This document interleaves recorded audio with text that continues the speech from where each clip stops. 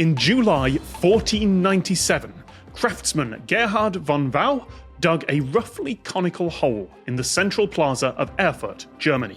He filled it back up some weeks later so that no trace was left. What was the hole for? And one more time, in July 1497, craftsman Gerhard von Wau dug a roughly conical hole in the central plaza of Erfurt, Germany. He filled it back up some weeks later so that no trace was left. What was the hole for? Well, if he filled it back up again, I feel like my mind immediately jumps to hiding something that's precious to him so that no one could find it except for him afterwards. But then you emphasize that it's a conical hole. Roughly, yeah.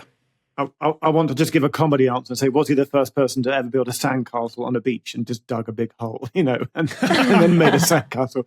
In this case, no. Also, it says roughly conical hole.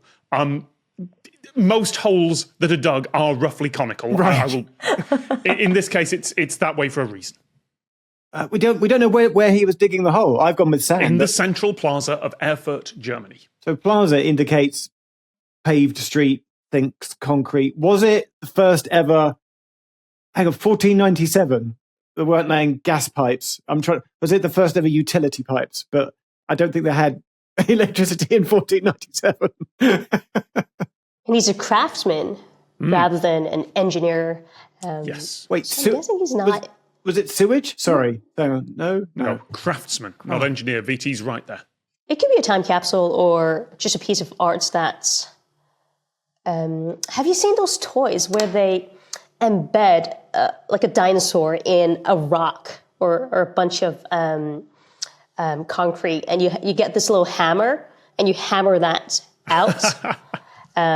So it's the process that's the art rather than the product. This is more craft than art. I think keying in on craftsman was a good call. Although, and this is... Look, I'm giving you a diversion here because this is just a fact I know and have never been able to make a video about. There is an artwork in Germany called the Vertical Earth Kilometer in the town of Kassel, where an artist dug a kilometer deep hole, very thin hole, filled it with a kilometer long set of metal bars, and that's it. That's the artwork. If you go up, you just see the very top of a kilometer long rod that goes straight down. And because that is literally the entire story, I never did a video about it because I'm like, yes, that's the thing on the floor there. Can't show you the rest of it without digging a kilometre down. And do you just not see it? No, you just don't see it. You just got to take it on faith that there's a kilometre deep rod starting just there. I might have to steal that for VeeVee TV, actually. I like it. You said craft, thinking craftsman, but we don't know. Is it does he chisel stone, or is it like woodwork or painting, or we haven't determined what? I wouldn't try and enumerate crafts here. I don't think you'll come up with the craft first, but materials might be a good way to think. Did the time between digging it up and filling it back in, did that matter? Oh yeah, definitely. Okay. And then, also the materials, right? Mm-hmm. And did you mention the time frame? Did you tell us how long? Yeah, some weeks. Some weeks. Some weeks passed before he went back to fill it, or some other stuff happened as well in there. If he was in Central Plaza, surely it must have been like concrete or.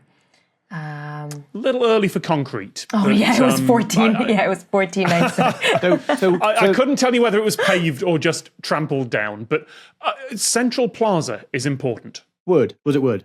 No. Central Plaza, that's a place where usually there's a landmark or a statue.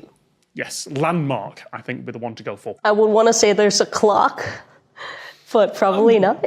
Well, yes, attached to something else there. A statue. Like a tower? A bell tower? VT, bell tower is a very important set of words here. You're right, Erfurt Cathedral is important here.